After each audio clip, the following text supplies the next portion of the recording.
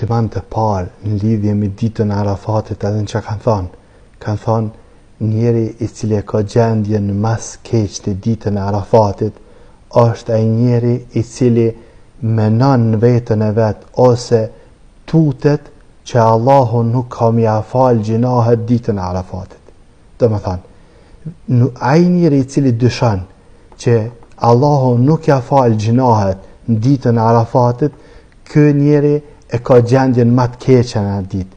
Me këthyn tjetronani bjen, nuk guxon muslimani me menue që Allahu nuk ja falë gjinahet ditën e Arafatit.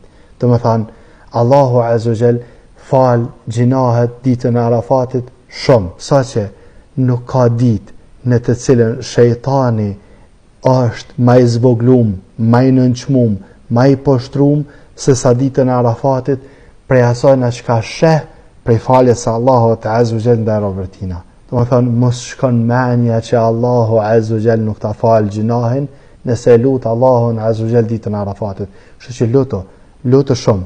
Luto dhe përmend Allahun Azza wa Jall, përkujto Allahun Azza wa Jall në ditë shumë.